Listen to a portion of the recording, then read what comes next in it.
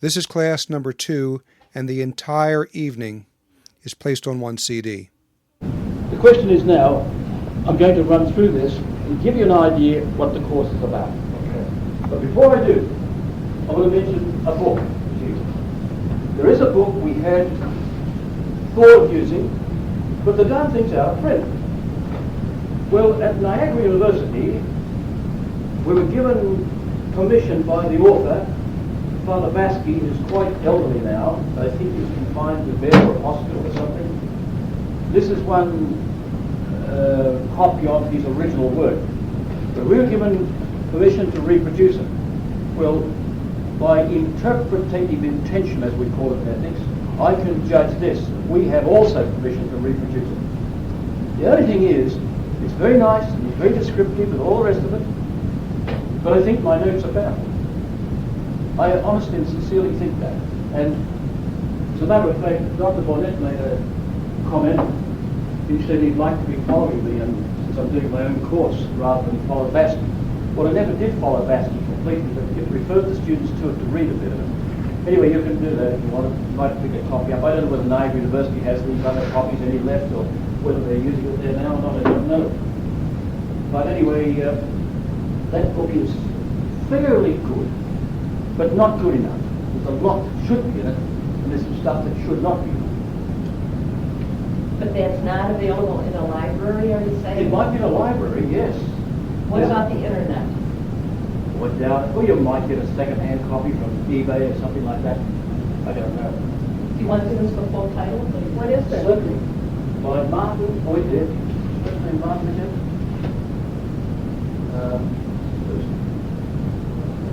Yes, it is. Martin O. Vasky, V-A-S-K-E.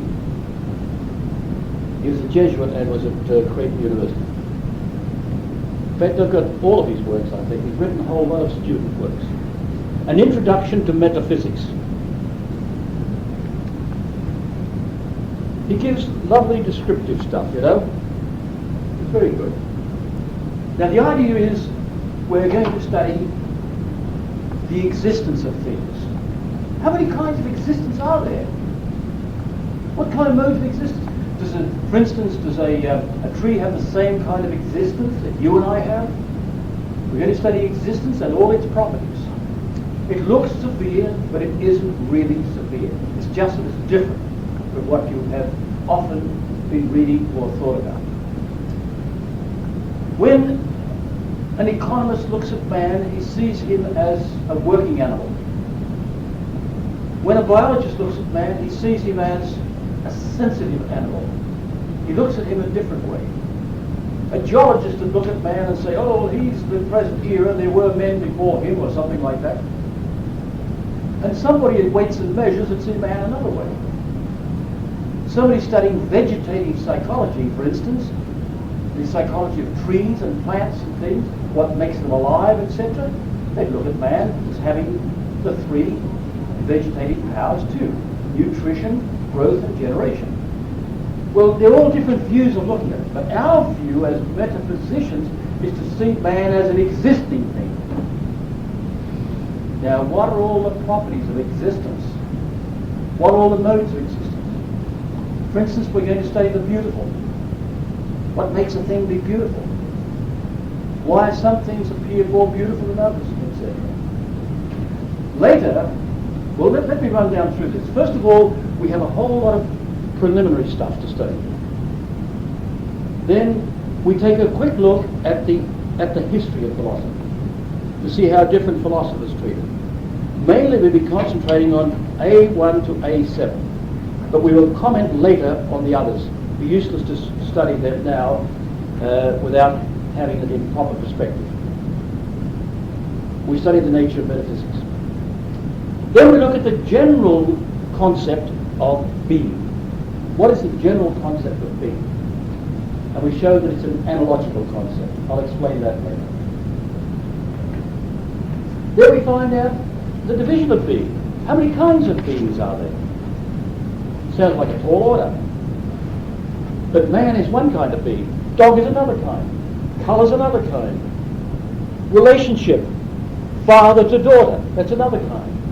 Nearness, foreigners, that's another kind of being. We'll find there are only 10 modes of being. We don't say kinds, we say modes, because they're more unlike than they are like. Miss Rotella's sitting here. She's a being. This is a being. Look, this is a being. So that kind of being is vastly different from the kind of being she is. And she's vastly different from the kind of being the desk is. So there are different modes of being. We'll find that there are 10 modes. And then we'll find what principles make up beings. If you wanted to write the whole of philosophy on the back of a postage stamp, you would write these 2 principles we're going to study. We look at these principles, and the whole of philosophy, these 2 principles are applied. Then we see the principal application, the main application of these 2 principles, which we call potency and act. The main application is to essence and existence. There's 2 things in beings. There's what they are, dog, man, tree, house, whether they are, that's their existence. What something is one thing. Whether it is or not, here's a whatness, here's a kind of being, a 10-headed man. But do they exist? No. A square circle. We have a concept, square circle, but do they actually exist? No. They don't actually, believe me, they don't actually exist. Well, we'll deal with that later.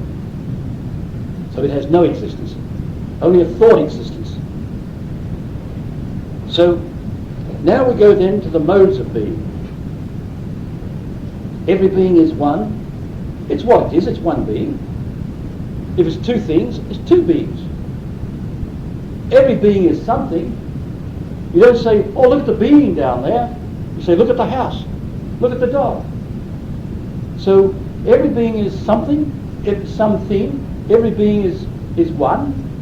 And we see the different kinds of unity. Every being is true, truly what it is. Every being has a certain goodness, or it wouldn't exist. And every being, because it's true and has some goodness, it's beautiful. Every being is beautiful. We study the modes of goods, and we have a little bit to say about the beauty. Then we come to the special modes of being. Every being is either a substance or something in a substance. It may be quantity, it may be a relation, it may be true, it may be an action or a passion, but every being is something. There are 10 modes. We'll see that later. Then we deal with the causes. All the various causes. Now remember, my friends, what I'm saying to you now will apply to every human science. Every science. Then we'll ask ourselves, when we're dealing with the causes, is there an ultimate cause of all of reality? Is there something that's called, in other words, we'd say, is there a God? And that's not Christian talk. That word goes back, God, long before the Christian event. Long before that, there's the word God. God means, the word means one we make offerings to. Deity is a Greek word. God is an Anglo-Saxon word. Deity is a Greek word. And it means the shiny one. In Latin, dies, D-I-E-S, means day, bright, the bright time, the bright shiny time. Well, deity is derived from that. What is that great being called God? He's a great, brilliant, shiny thing. That's what the word comes from. We name things as we know them, as Aristotle said. That's how the Greeks knew about a God. So then we come to knowing a little about the nature of God, what we can derive from a study of his effects. St. Paul says we can know the invisible things from the things he has made. So we derive what we can about his nature. What's he like? Then we come to understand how does the mind work in understanding all this. And we're going to do a little bit of that tonight, as a matter of fact. How does the human mind work in understanding all these things? What do philosophers do that's special to philosophers that others don't do? No other science does this. There are 5 sciences of philosophy, as we'll see, and all those 5 sciences use a specific method which the other sciences don't use, but presume upon what we prove. So we then deal with, can we be certain of anything? Can we know the truth? I've heard people, as I said last week, I've heard people declare we cannot know any truth. Well, then you're telling a lie, are you? Oh no, I'm not telling a lie. Well, you're wrong then. You're not telling a lie. It's self-contradictory to say we cannot know a truth. Because when you make that statement, you presume this. It's a true statement. The untrue statement is you can know the truth. He's contradicting himself. He presupposes what we're going to study, the principle of non-contradiction. So there, my friends, is what lies ahead of us. I've heard men say this. One science I love teaching is metaphysics. I just love teaching it. It's divided into 3 parts. But I think we'll follow the notes. As we saw last week, these preambles, as you see, which instead of being A in future will be chapter 1. Philosophy and metaphysics. There are 2 ways you can obtain a definition. By an ascending method, or pursuit, if you like. Consider, there's a bunch of philosophers. What have they all got in common? Some have got grey socks, some have got red socks. No, that's not it. Some are tall, some are short. That's not it. What have they got in common? They all seek ultimate causes. All looking for ultimate causes. There's, first of all, as we've got here, the nominal definition. The nominal definition comes from 2 words, philos, sophia. In other words, love of wisdom. Love of wisdom. That's what the word itself means. So, you're lovers of wisdom. Wisdom is knowledge of ultimate truths. Ultimate truths. Then we're looking for the real definition. What does the word mean? See, you take this. What does the word God mean? I told you it means the one we make an offering to. Yes, but what's the real definition? That's the nominal. What's the real definition? Nominal means what does the word itself, the name, mean? The real definition means this. He is the one we recognize as the one we're all dependent upon. And by the way, we prove this. And I'm going to make a statement tonight, and I'm standing by it. And I've never heard anybody say this before, except myself, but I don't know why I was going to say it. We know infallibly with those truths, with the proofs. People, philosophers all over the world are attacking the proofs. They set them up wrongly and then attack them. I make this statement. The proofs of the existence of God are infallible. St. Paul summarized it in a way. He says, we can know the invisible things from the things he has made. Beautiful statement. But we'll see much more precise than that. We'll go into a lot of detail. So, my friends, there's an ascending pursuit and there's a descending method of getting the definition. And you've got it in the diagram in front of you. It saves me putting it on the board. Human knowledge may be both knowledge of the senses or knowledge of the intellect. If it's knowledge of the intellect, it may be science or common sense. And common sense is the starting place for all human knowledge. Common sense consists of 3 things. It consists of easy, fundamental principles of reason, principles of our thinking, easy conclusions from them, and the easy conclusions, and judgments of fact. They're the 3 things that make up common sense. The starting place for all human knowledge. Easy fundamental principles. Let me give you the supreme one, the most fundamental of all. Nothing can be and not be at the same time, under the same respect. I can't look out the window and say, oh, it's snowing, and then say, and it's also not snowing. You'd think I was nuts if I spoke like that. And you wouldn't be far wrong. So here's another one. And this one has tricked, particularly English philosophers. It's tricked a lot of philosophers, this one. Whatever undergoes movement is moved by another.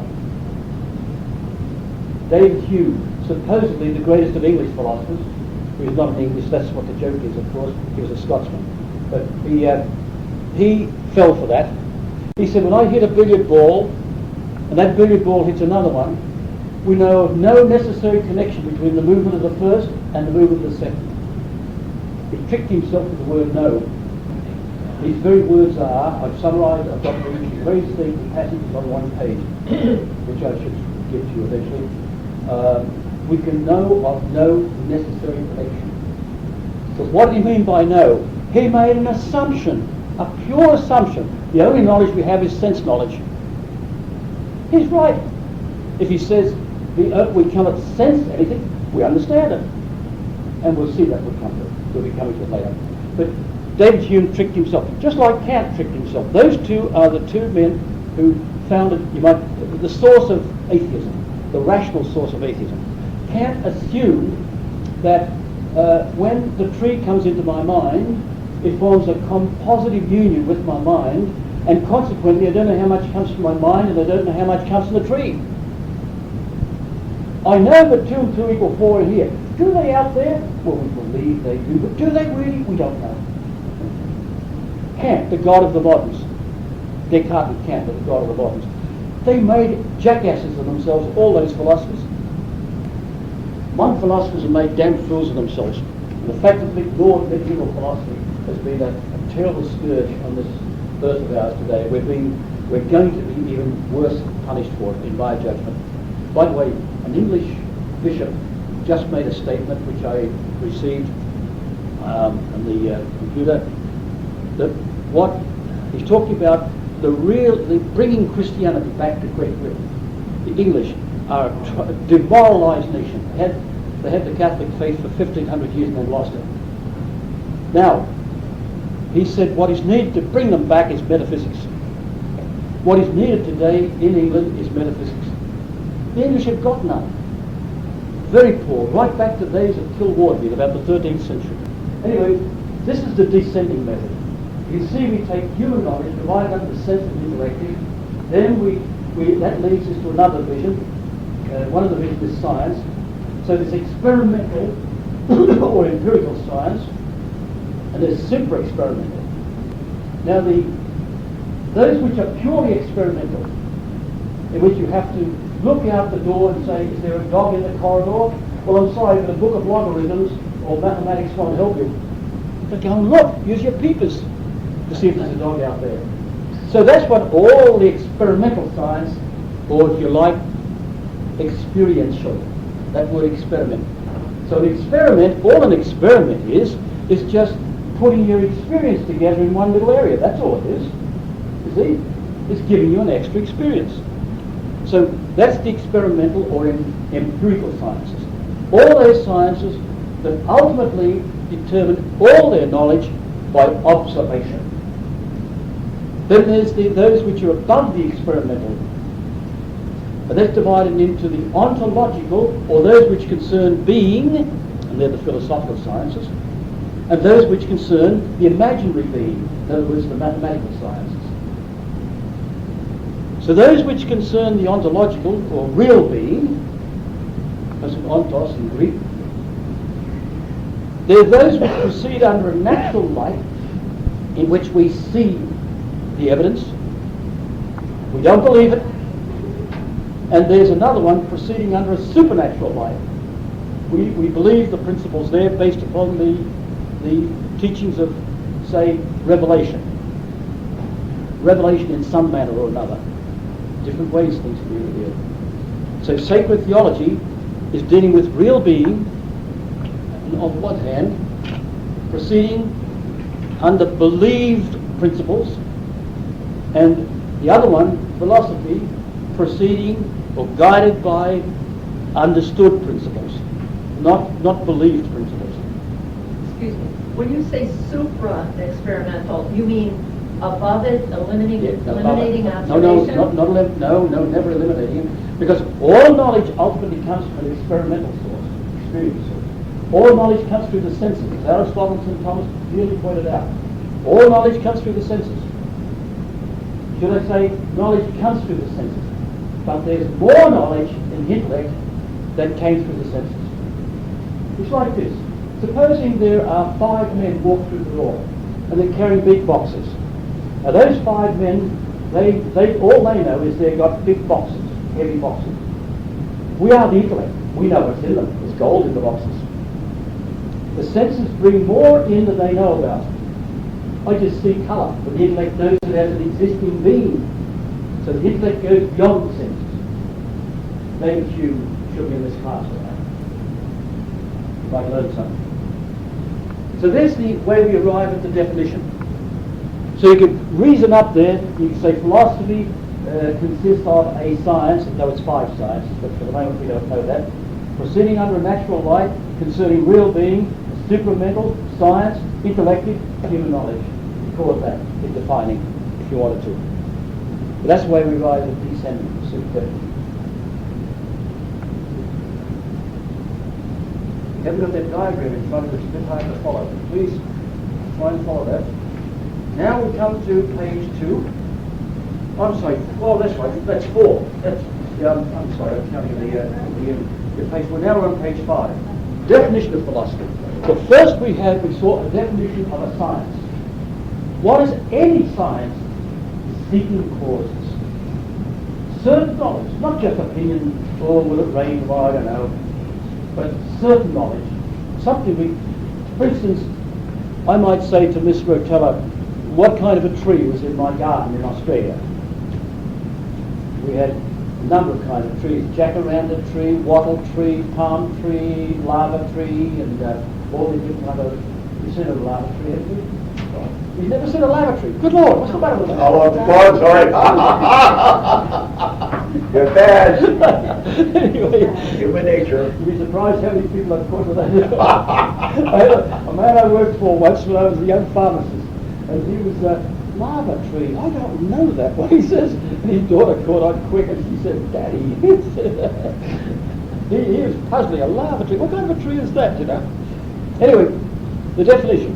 Certain knowledge through causes. There's the definition of a science. There are degrees of certitude. Degrees of certitude, of course. And but the definition of philosophy goes further. Certain knowledge of all things. I meant to underline the all. Certain knowledge of all things. What a task a philosopher has. All things. Through their ultimate, the word ultimate should be underlined, ultimate causes. The philosopher wants to know, and now this happened one night. A brother and sister, they were, we'd been just attending a pharmacist meeting, both pharmacists, and we'd been attending the meeting, and I said, something came up about abortion. I said, well, what's wrong with abortion? I kept questioning them and pushing them back and back. They didn't know. They finally said they don't know what's wrong with it. They couldn't tell me. But the philosopher wants to know, why is it wrong to kill the babies? Why is it wrong to do this? Why? He wants the ultimate reason. So then, in the light of the principles of reason, here's the key. In principles of reason, we'll look at that more tonight. In the light of principles of reason. To know something perfectly is to know it through its causes, as Aristotle says. So we saw the division of knowledge. Now we're going to look at the division of philosophy. And we see it there. Instrumental. Logic. It's the instrument of all reasoning, all knowledge. But then those beings in the mind, what kind of order have they got in the mind? That's what logic is concerned about. To give a strict definition, it's the science of second intention, but we need to go into that for the moment. It's that order in the mind between the concepts. What is a right order founded on reality? That's what logic is concerned. Then the principal philosophy, the principal part, there's speculative, in which we look at reality, and practical, in which we're doing something. Speculative means we're speculating. Speculare in Latin means to look. Speculum means a mirror in Latin. Well, what are you doing? Speculators are watching the stock exchange. Speculators, to spec is to look. These are specs I'm wearing. Spectacles, yeah, I suppose. Yeah, spectacles. So there are two kinds. One which deals with the natures of things, their essences, what kind of things they are, and that's divided into four parts. There's first non-living, then there's living. And this is divided into 1, 2, 3. Non-living we call cosmology. That's about the natures of all beings, whether they're non-living or living. But the living part concerns plants, brute animals, man. And by extension of that, we look into this. What about the idea of an angel? What's that about? What about the idea of a God? We even look at that. We're looking at the natures of things. That's what natural philosophy looks at, the natures of things, what they are. Then there's the philosophy of being, not just looking at natural things. Nature means a principle of movement. So natural things are movable things. Then we look at them from this angle, metaphysics. I could look at Miss Rotella and say, she's a likable person. She's a human person with dignity. I could also say she's very useful. Supposing she polished my car, which she doesn't, now I'm looking at her as a commercial thing, a useful thing. Otherwise, I should look at her as a human person. So, the philosophy of being, as being, we look at this angle, just their existence. And you're right down in the heart of reality. More than anything, something which exists. Then there's the other section, the other two sciences, they're practical. Ethics deals with how things ought to be, how we ought to act with our free actions. If you're talking about a hammer, it's got a must about it, striking. If you talk about a plant, it must. If you talk about an animal, it must. But with man, you're saying he ought to, it's free not to. Now that's ethics. But then poetics deals with the product of man's art. In other words, his free actions in as much as they produce something. So poetics deals with his art. Note there are only 8 scientific areas, and there they are. Logic, philosophy of nature, metaphysics, ethics, poetics, mathematics, sacred theology, and 8, the sciences of nature, the empirical sciences. They're the experimental sciences. Because that's a generic name, there are lots of them. So then, now we come to the method, the philosophical method. And in every science you determine its characteristic nature from its method. I presented this before the Academy of Sciences last year, the Catholic Academy of Sciences. Last year was the year before, I can't remember now. Anyway, I opened their eyes with regard to the nature of method. Method is so important in determining the nature of science. If, for instance, I want to know, do plants grow indoors under this kind of lighting? What are you going to do? Experiment. Try it. But if I wanted to know if one plant plus one plant make, what's the square root of, say, 64 plants? I'd have to go and I may look up a mathematics book up and find out what the square root is, etc. But you don't use the same method in mathematics as you do in experimental sciences. Likewise in philosophy, you don't use the same method. So, the philosophical method. Now this is called, I didn't put the name in there, philosophical questionnaire, as people say. It should be pronounced questionnaire. I was in a hospital on one occasion and they asked me to fill in this questionnaire. So I rang them and said, I've finished that questionnaire. You mean questionnaire? I said, if I want to speak French, I'll speak French. It's a French word, it's not an English word. So, anyway, first question you ask about everything, does it exist? What then? You presume some knowledge of the second question in asking that. Does the thing you're investigating exist? This is the way you should have tackled any scientific investigation. Secondly, what is its nature? Aristotle laid all this out for us 25 centuries ago. 3, what are its properties? 4, what is the cause of these properties? The philosopher seeks causes. Unicorns, for instance, do they exist? Well, we still don't know what they were referring to, but Albert the Great, the master of St. Thomas Aquinas, wrote as if they do exist. He was such a vastly learned man that even while he was alive, they called him Albert the Great. What a vast learning. I'm very proud of the volumes I have of his in Latin, which he wrote. And he spoke as if the unicorns do exist. Well, Velikovsky in his work, Earth in Upheaval, he shows that there were rhinoceroses in Europe. Were they referring to that? Or were they referring to the soldiers' horses that they put a horn on?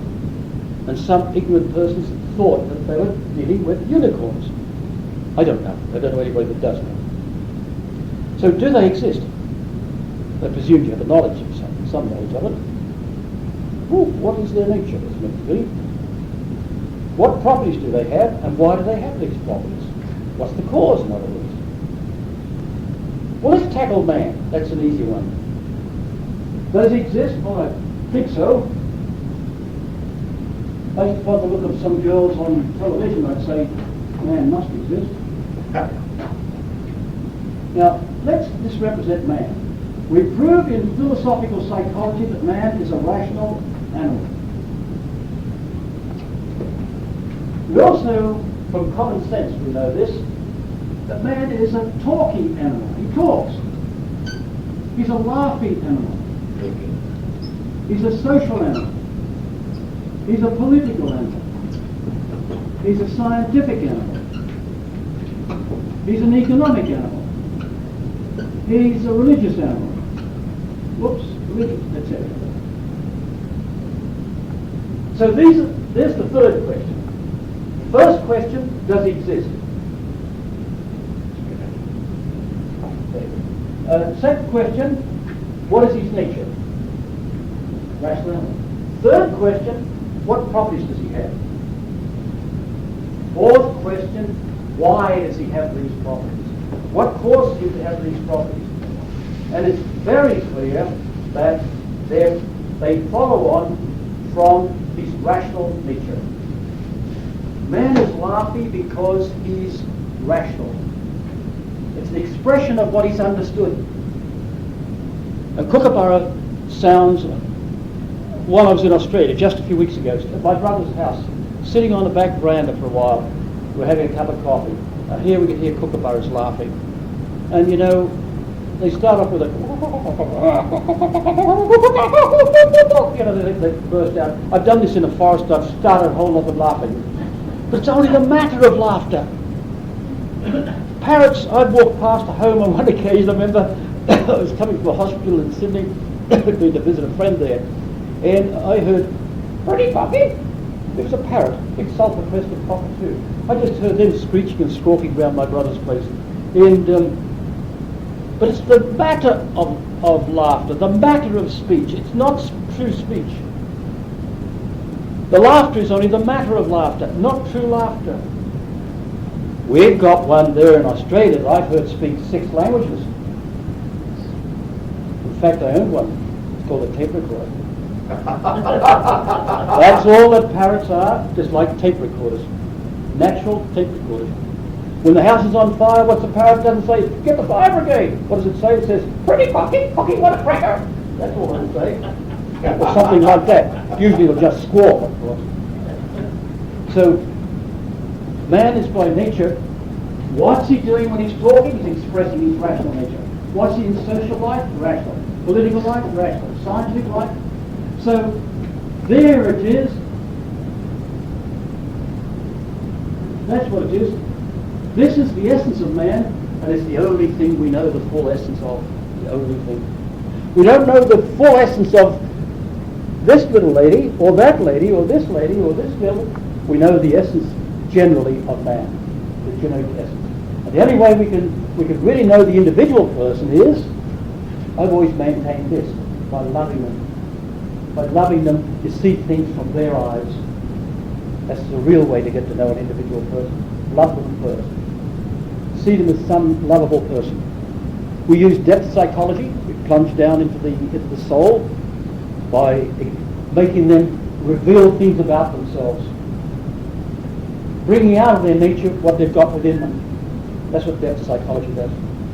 By bringing their properties to the surface. And each individual person does that, reveals themselves, as it were. There's all sorts of associations, etc.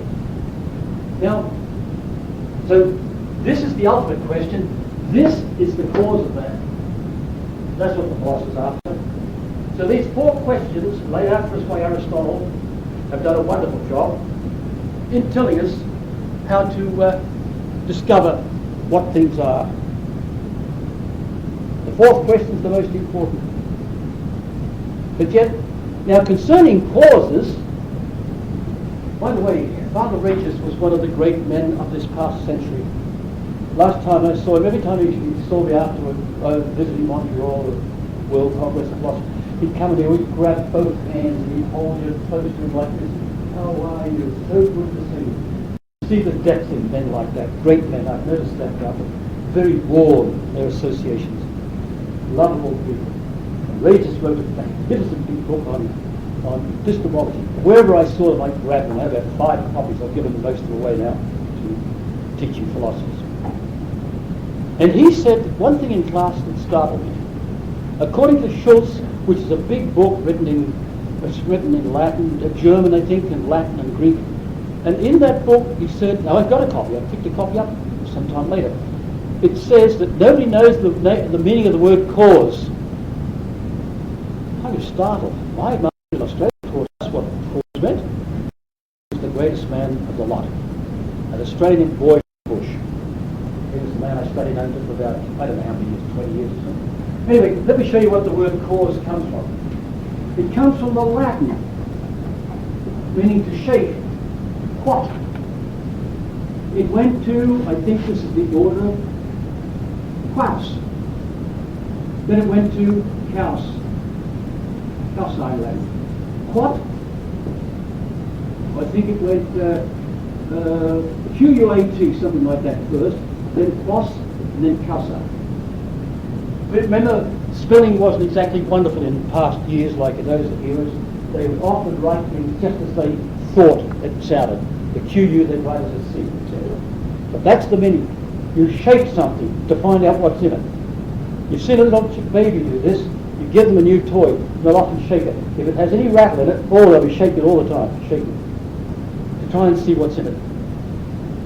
So that's what the word cause means. To try and find out what the nature of something, what makes it be what it is. But there are 4 causes. There are 4 kinds of causes. And Aristotle, that brilliant man, St. Thomas Aquinas, St. Albert the Great, defended him when men were condemning him in the medieval period. I'll explain why later. They thought Plato was the great philosopher. Dr. Waters? Yep. Under the little graph you have here, plants, what's the second? Brutes. What? Brutes. Brute animals. Oh, Brute, yeah. You know, remember when that fella kissed you and you said, you brute? Remember that? Back in days gone past when fellas were misbehaving themselves and kissing the girls, you brute. Anyway, so much for that. Now the 4 causes. There are 4 causes in the production of anything. First is called the efficient cause.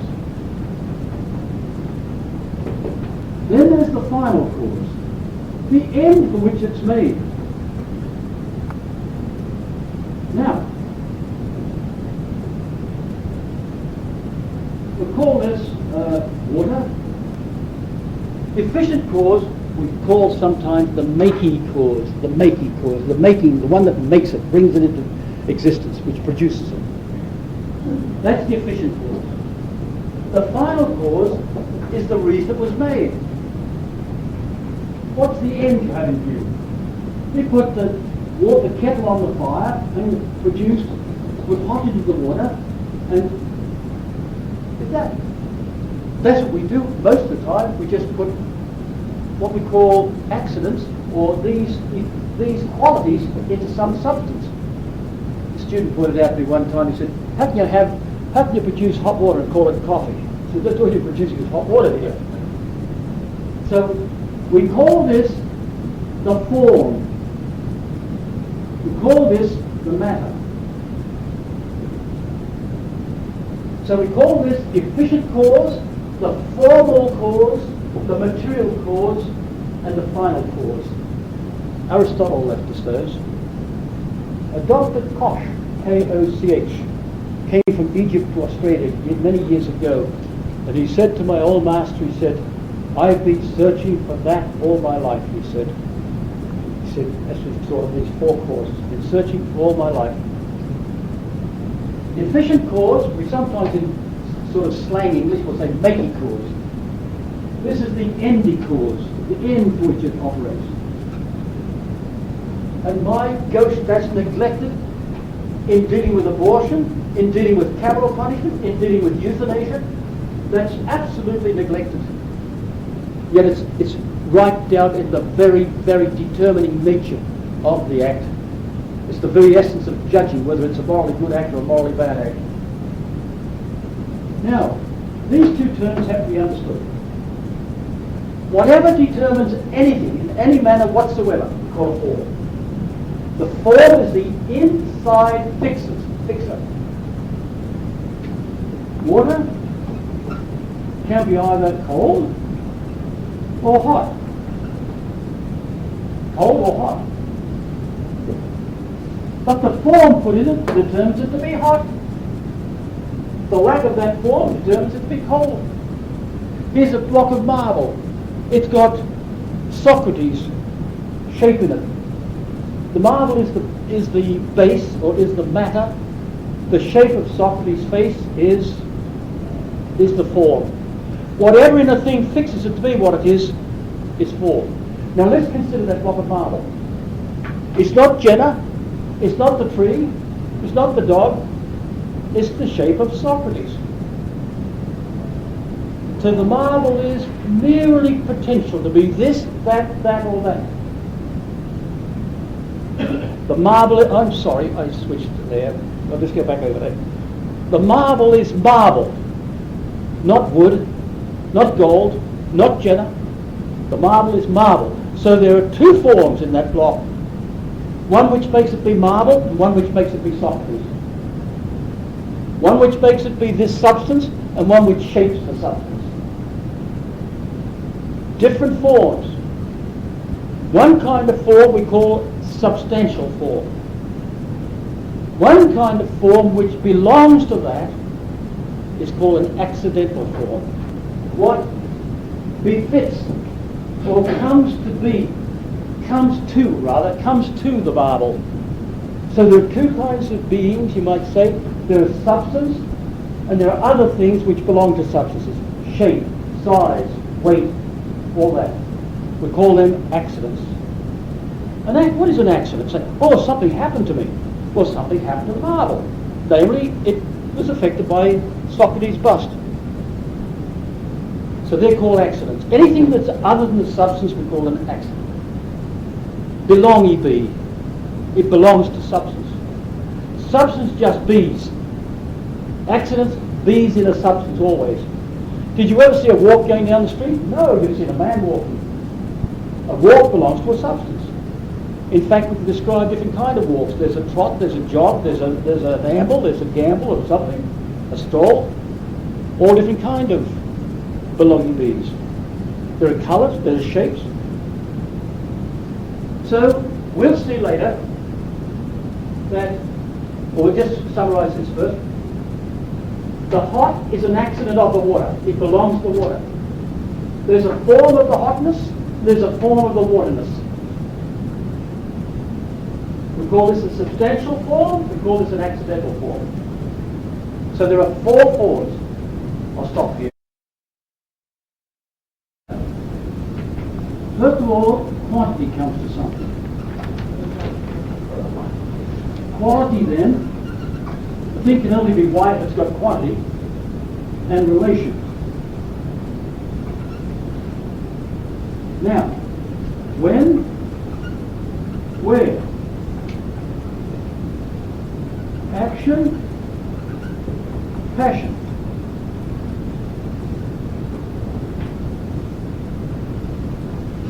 Action. Passion. Situs, position. Habitus.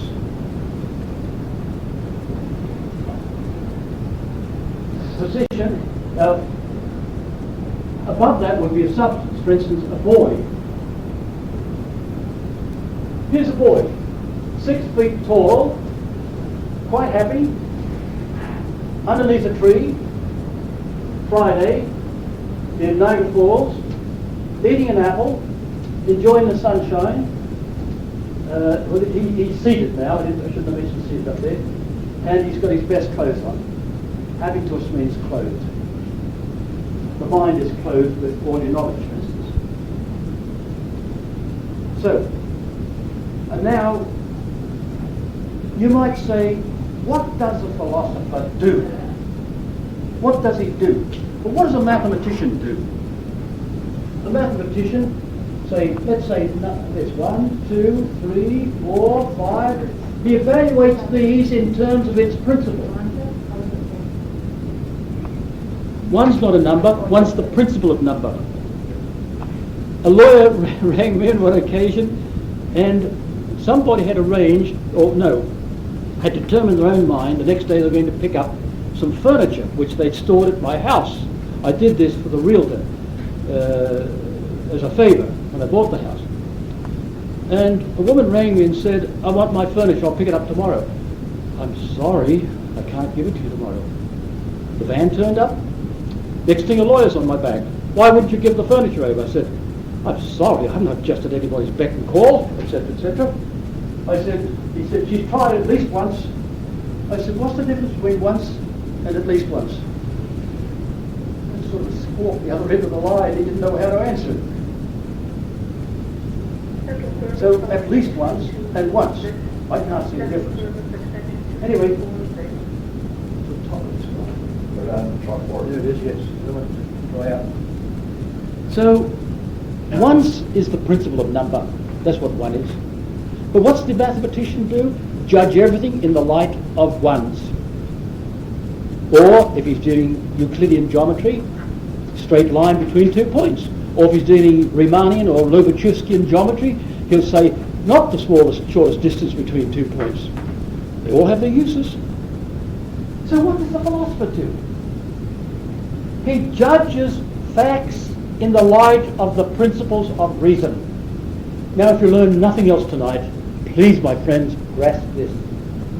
He takes a fact and judges it in the light of the principles of reason. What does an experimental scientist do? Judges everything in terms of observation. What's the philosopher do? He judges things in the light of the principles of reason. Now let's look at that bit. That's called the philosophical act. I studied philosophy. I've taught in 3 countries, 400 universities, etc. And you never hear things like this. It takes a great master like Woodbury to bring these things up. This is what we do. We evaluate facts in the light of principles of reason. Say, principles of reason, fact, plus the fact produces cause of the fact. That's what the philosopher does. There is the philosophical act.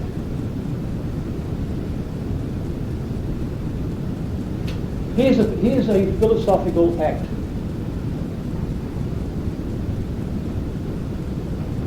Whatever undergoes movement is moved by another. I'm going to write that in Latin for you. Just as a little example of how people got caught up in their own web, as it were.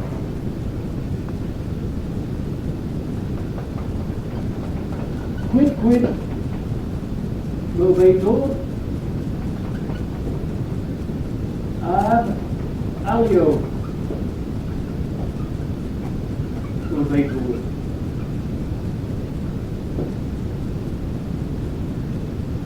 Many philosophers have, even Thomist philosophers, have misunderstood that. Whatever is moved by another. Wrong. It's the same word in form, but has a different meaning. This is passive voice. I'm sorry. That's wrong. I took it the wrong way. This is middle voice.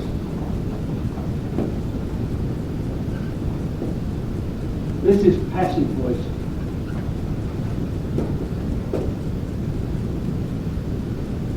I want you to listen carefully to me. Have you ever had this experience? Oh, this butter cuts well. The butter doesn't cut at all, the knife's cut. This wood saws well. I've gone through wood that had knots in it. Oh, it's a hell of a thing to cut. But if it's nice and clean, well, oh, this cuts well. It's not cutting at all, the saw's cutting it. Passive voice says, this wood is cut. Active voice says, I'm doing the cutting. Middle voice draws back from both and says, this wood cuts well. That's called middle voice. In English, we express it with the active voice. In other languages like French, we use it with the reflexive. Ce bois se coupe bien. This wood cuts itself well. Reflexive. In Latin, it's expressed with the passive. And it's tricked many a man. You'll find it all over the way. You get books on the existence of God, you find whatever is moved by another.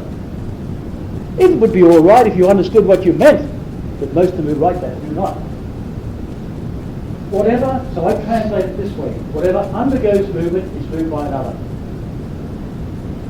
That draws back from active and passive. It sort of includes both. This is only passive. Whatever, quid is what, quid is whatever, is moved, or undergoes movement, is moved by something else. If it wasn't, then you're saying if it moves itself, then it moved before it moved. Self-contradictory. We'll deal with that in detail later. There's a principle of reason. Now, whatever undergoes movement is moved by another. A stone moves, the billiard ball moves, therefore the billiard ball is moved by another. Now, here's another one, perhaps a better one in a way. The same cannot be the reason of opposites.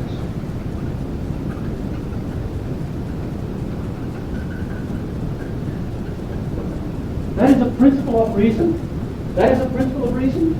Here's another one. By the way, I've got these all laid out in 2 pages. I can let you have them if you like. 2 pages of principles of reason. I laid them out. There are probably hundreds. I got 2 pages last semester. Yeah, I did. For the new people, I could get them out for you. Pardon me. I got a book by Wellner, which is that thick. All principles of reason.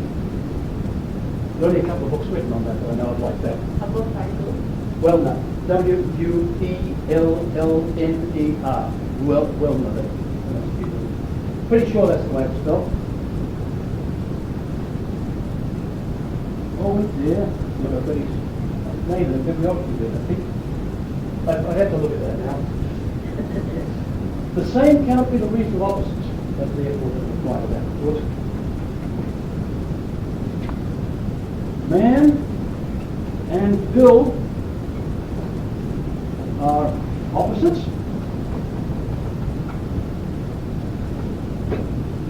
Therefore, the reason of Bill and the reason of man are opposites.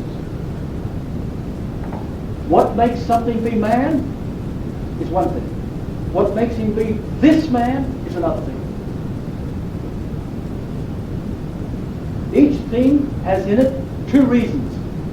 One why it's what it is, and one its nature, and one what this particular being is, a reason for that. In the case of living things, the soul makes it be, the nature it is, what it is, and the matter makes it be this one or that one.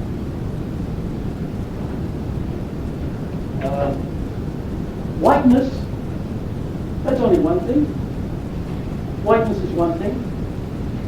It's not two things, it's one thing.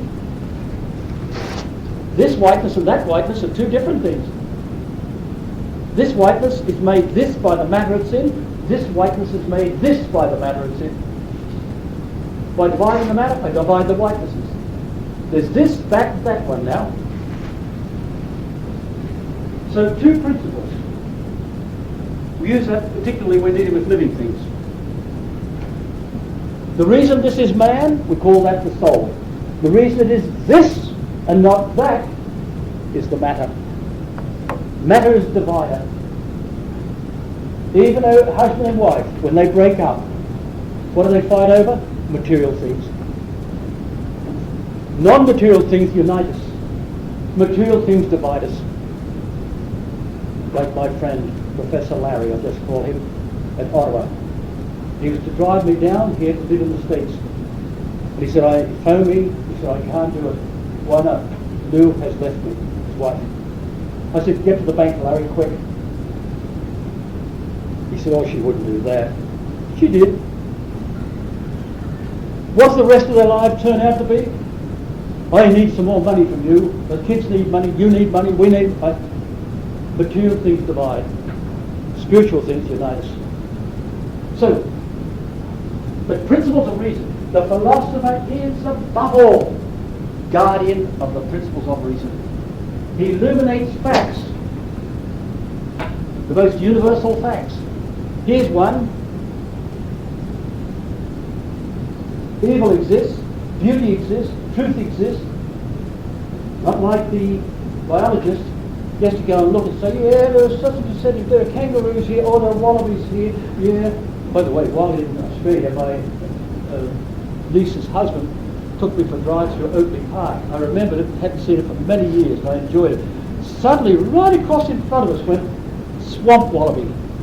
Within a week, there was a write-up in the pages, a rare, almost extinct swamp wallaby was seen in Oakley Park. We just went right straight in front of us. Beautiful animal, big for a wallaby, I thought. Absolutely beautiful animal. Pardon? What is the smallest species of kangaroo? Oh, okay. Thank you. You know when you cross a kangaroo with a bottle of whiskey, don't you? You get a wobbly wallaby. So, but the philosopher is above all a guardian of the principles of reason, and he does philosophical facts.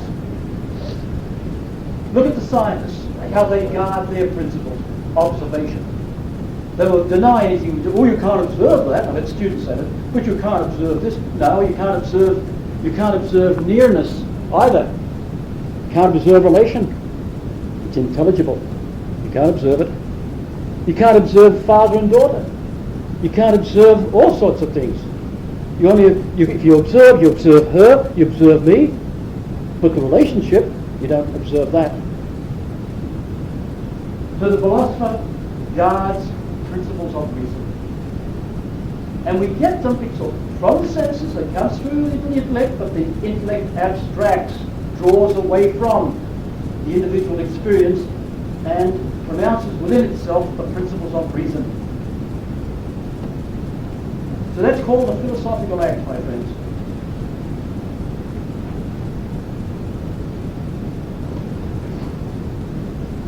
Here's one we're going to have to deal with. The same on page 7, the top. The same cannot be the reason of opposites. In fact, one and many are opposites. Conclusion. There are opposite reasons for the one and the many. Now, if you're studying logic, you're studying very intimately all the principles that go to make up logic. The supreme principle of logic is this. If A is identified with C, and B is identified with C, therefore B is identified with A. That's the supreme principle of logic. If two things are identified with a third, they're identified with each other.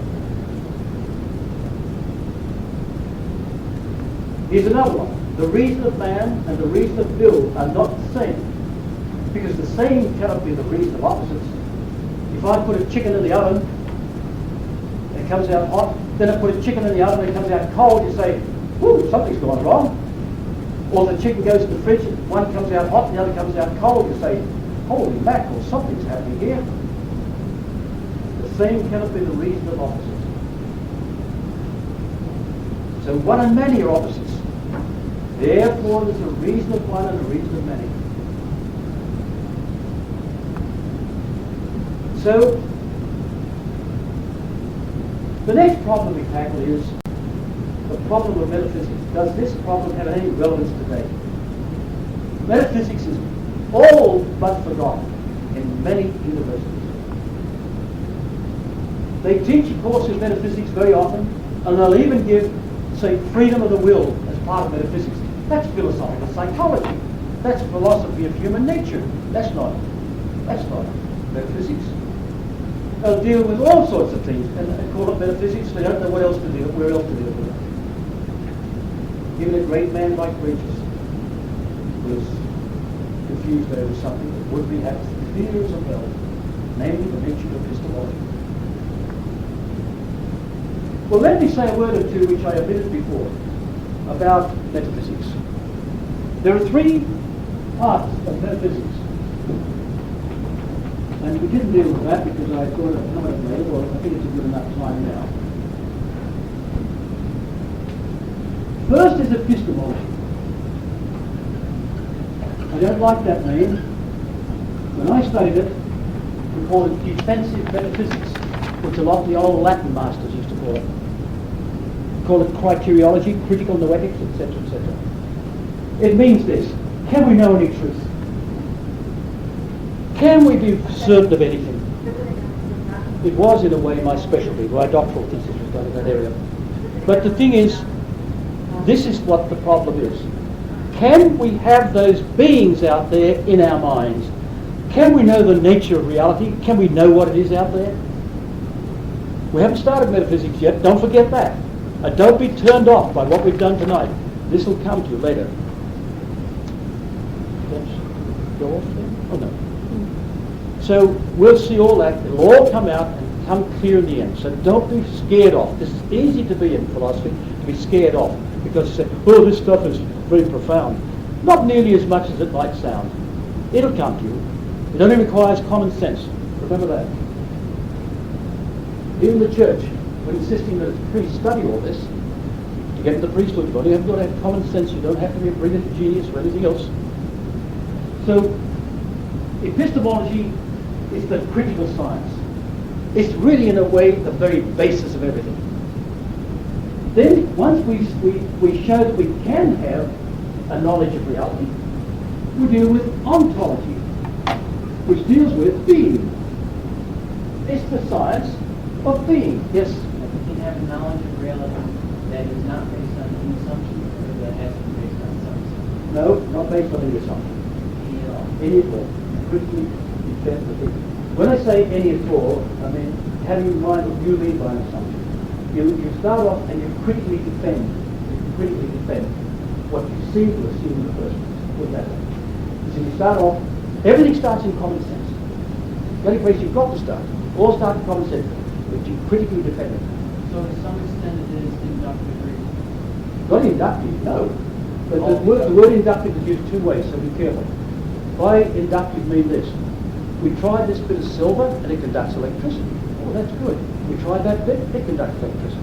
We tried that bit, we go on, we tried 100 pieces, we say, we draw this illegitimate universal statement. Every silver conducts electricity. It's a quasi-universal. It's not strictly universal because it's always possible that what was in the silver really conducted electricity, not the silver itself. See the idea? Now there's one meaning of the word inductive. But a lot of people have found they didn't know that till they came to this continent. A lot of people use the word inductive just when you see something. Just one observation, they'll use inductive. They mean abstraction. That's what they really mean by that. How about the probability? Oh, well, no, I'm not talking about probabilities. That's induction in the other sense. That's the empirical. Yeah, empirical method. Empirical, yeah. See, there are two kinds of facts. Two kinds of facts. This is one. Beauty exists. How do I know? Hi, kid. There's one sitting in front of me. Just one is all I need to say it exists. Evil exists. I've only got to see one. That's a philosophical fact. But this is an empirical fact. Or there are a lot of wallabies in South Australia. I know because I've seen them there. Here's another one. There are a lot of maple trees in this area. I'd say even the greatest proportion of trees are maple trees around here. That's an empirical fact. And the only way you can come near any certitude is to count them. They've been counted, you see? That's an empirical fact. But what we're dealing with is in philosophical facts. Nobody can deny a philosophical fact. That's why, when I'm using an example, and I remember a couple of girls objecting at Ottawa, at Nairobi University, they were a little smart Alex, and they were trying to take a rise out of me. And I used the example of rape. I use that as an evil, because nobody denies that rape is illegal. Nobody denies that. Everybody, men and women, affirm that rape is illegal. Or kidnapping, you see? Or cold-blooded murder. Oh, well, wait there now. In some cultures, okay, well, we skip murder then. See, you're facing that with students. And, but the common sense of mankind does not usually accept rape as nobody. I've never met anybody who says, oh, rape's a good thing. Some perverted mind might talk that way. Yeah. So, the problem of metaphysics. Does this problem have any relevance today? I don't know any history, any period in history where it's more needed than it is today. There is an awful mess out there in sciences. Here am I standing before the Catholic Academy of Sciences. I'm speaking about, I've forgotten what the title I gave that particular lecture. I've got another one coming up, the degrees of certitude, the degrees of scientific certitude. But on this I spoke about distinction of sciences, that's what it was. And I could see men there intently listening. Well, I was the registrar of the Academy the year before, it was the past few years. But last year, they'd voted me in as vice president. Now, I'm not telling you that to boast, but what I'm telling you for is there must have been a lot of men who approved of what I wrote, what I said that in that paper. That's what my judgment was, because the voting came after lunch. My paper was presented before lunch. And I think a lot of men approved of it. Now, the secretary of the Academy, good friend, Dr.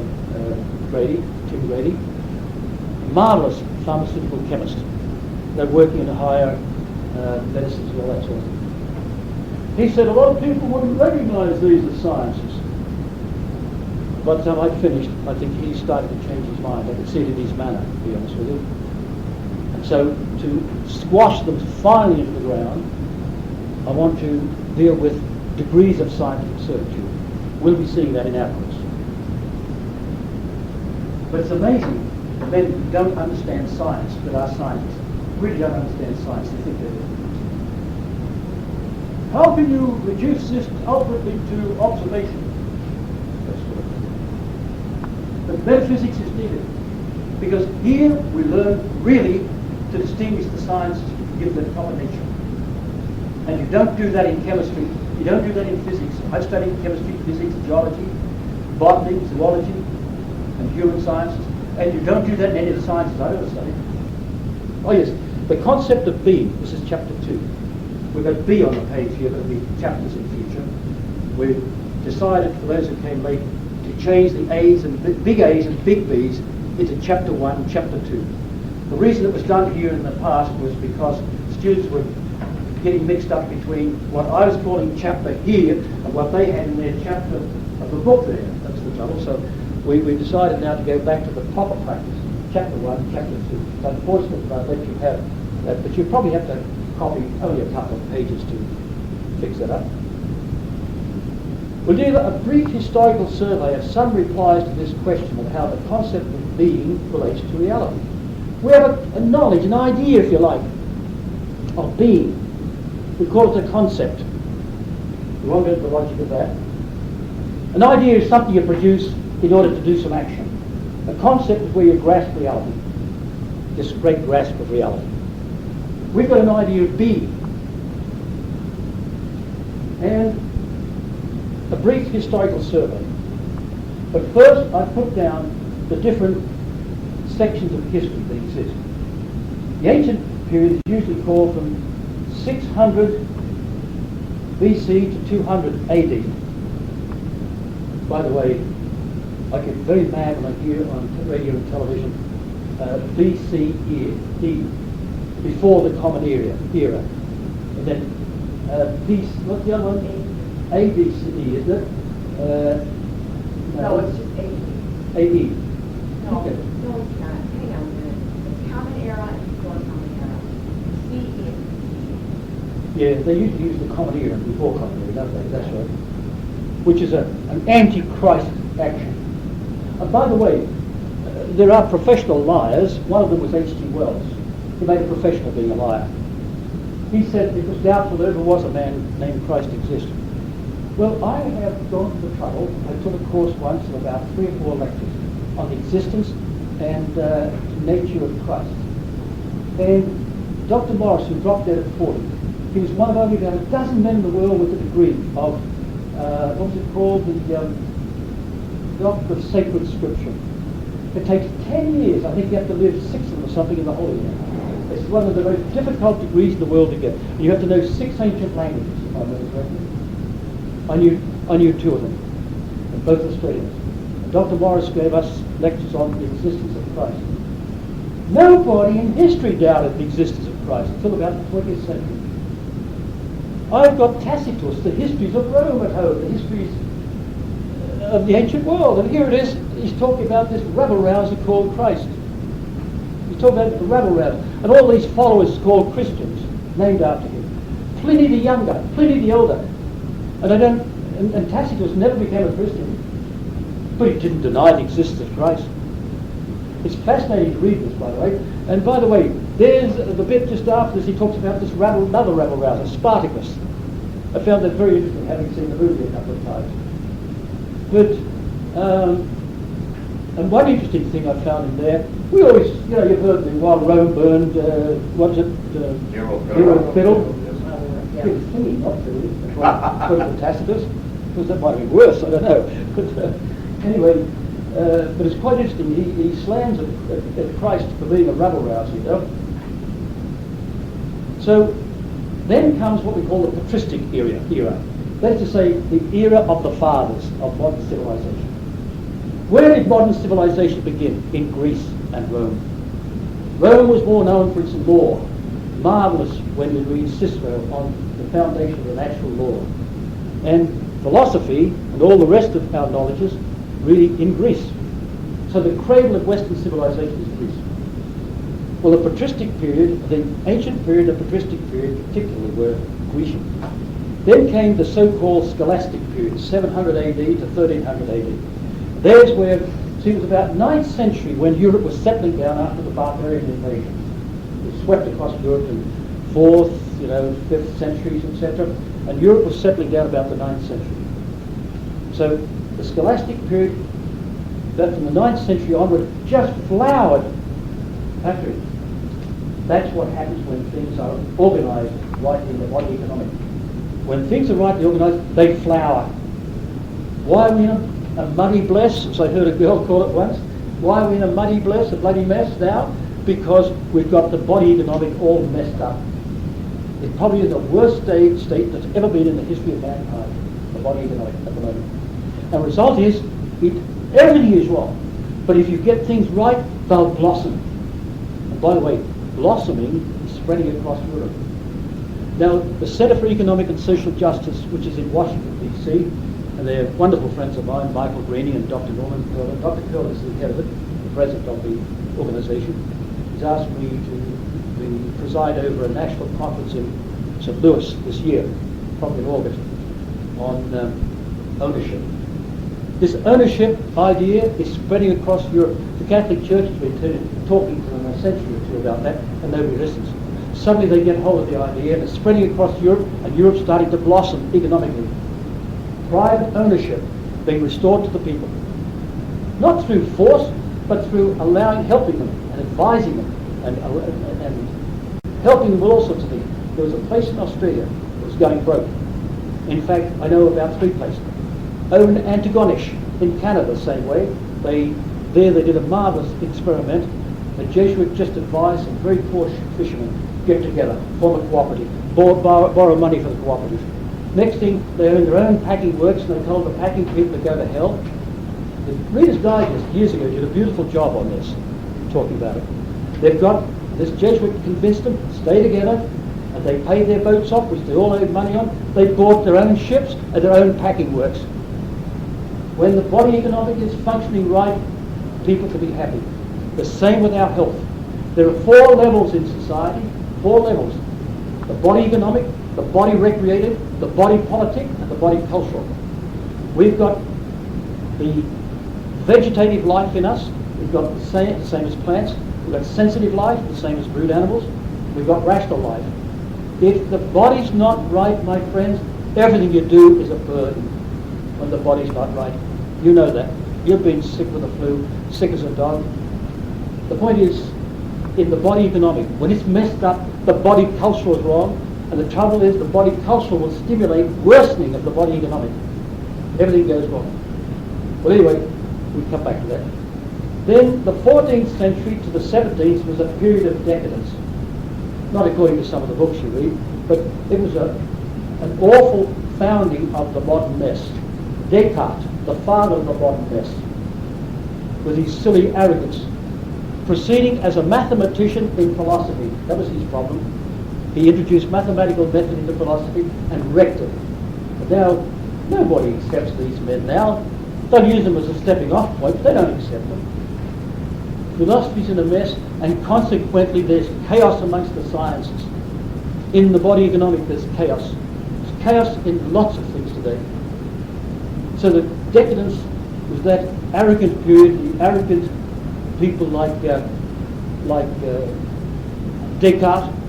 They cut themselves off in the past. The medieval period was a magnificent period. Father Walsh wrote a beautiful book, The 13th, the Greatest of Centuries. It's a magnificent work. Then the modern era, 1700 to the 1900s. Then after the 1900s, we call that the contemporary period. So there's what we can do. What's coming ahead of us. This is the end of class number 2. From here on in, the classes are captured with better recording equipment.